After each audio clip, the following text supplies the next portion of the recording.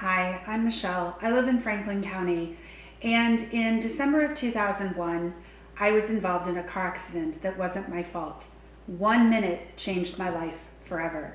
I was sitting behind a school bus talking to my daughter. We were on our way to drop her off at the daycare center.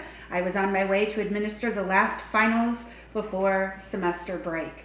And a student who hadn't cleaned his windshield, came over the hill, didn't have enough time to stop, and slammed his car into the back of mine, throwing my car into the car in front of it.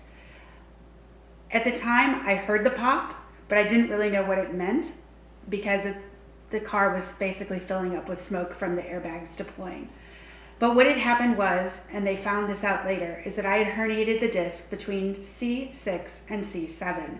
So what that meant is that I had no use of my left arm. My left arm tingled all the time. I was in constant pain. My back hurt. The nerves were compressed. So in March of 2002, they had to do a surgery. And everything was great. All was well. But what I didn't realize is that in 2018, in April, when I started having issues with my right arm, and they did another MRI, and they said, well, this is directly related to the fact that you had to have this first surgery. And I'm basically in chronic pain. Physical therapy doesn't work. I'm seeing a pain management doctor. And what's going to happen is, most likely by next summer, another surgery. So this is something that I'm going to have to live with the rest of my life. There's nothing I can do to fix it. There is no amount of exercise. There is no amount of, eating healthy or any of those type of things that can fix this problem, because it's bone and it is disc and it is nerves. So it's something that wasn't planned. It wasn't something I expected. It wasn't something that I ever even thought I would have to deal with in my life. I was literally sitting, stopped behind a car that was stopped behind a school bus like it did every single day, when suddenly, there's this huge bang, the car fills up with smoke, and I'm like, my neck hurts. So when people always say that I'm healthy, I don't need insurance, it's not going to matter, I'm going to be fine, the answer is no, not necessarily. Because even though all this got taken care of in March 2002, and I thought, I'm fine, it's great, I'm never going to have to deal with this again. Here it is, 2018. And I'm having to deal with it again. And when I talk to the insurance company, they immediately says, well, was it because of a car accident or something like that? And I'm like, yes. But any type of legal settlement, et cetera, was settled a long time ago, 17 plus years ago. There is no more money coming from the kid who hit me, et cetera. This is all pre-existing. And the fact that my health insurance has to cover that is the only reason why I am going to be able to be okay, at least for the next 10 years before I have to deal with it again. Knowing that Josh Hawley wants to take away my access to healthcare makes me feel nervous, frustrated, angry, and frankly, scared.